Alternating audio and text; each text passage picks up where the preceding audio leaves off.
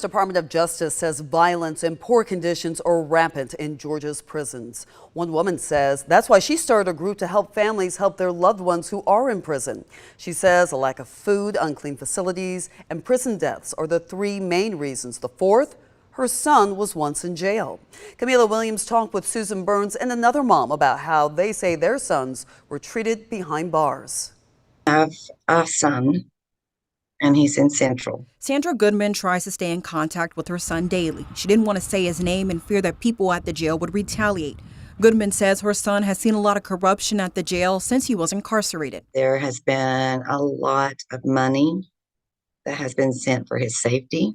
She said another inmate was acting like her son and requested money on Cash App. You can see from this picture, Goodman denied it several times. I thought it was my son on someone's cell phone, and I sent it, and he said, "Unless you hear from me, do not send anyone any money." She says cell phones are brought in illegally and someone threatened her son to get her Cash App.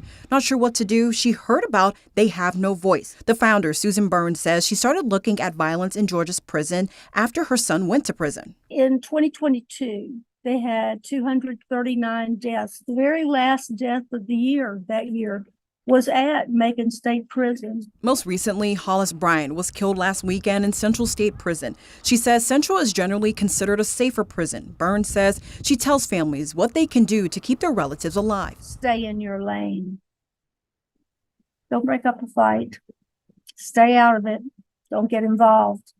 If you're involved, you may very well die. Goodman hopes there will be change for her son and other inmates. I'm not saying they're not supposed to be punished, but they are humans. They have souls. They have hearts, just like we do out here. Goodman says they aren't animals, but deserve proper treatment. In Macon, Camila Williams, 13 WMAZ News. Now, Goodman says she has contacted the Central State Prison to talk with the warden. She says she's heard back from another person with the state prison system.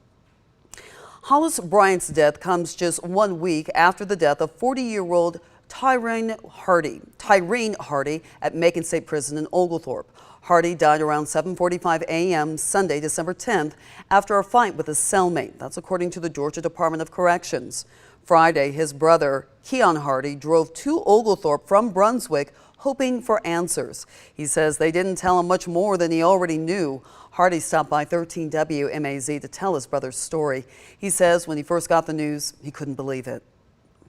And I kind of froze and I hung up, broke the phone. I threw my phone, like stopped everything I was doing, like it kind of froze. It froze me, as you can see a tear coming in my eyes. Like I didn't expect it. Tonight at 11, we'll hear more about Tyreen Hardy and his relationship with his brother.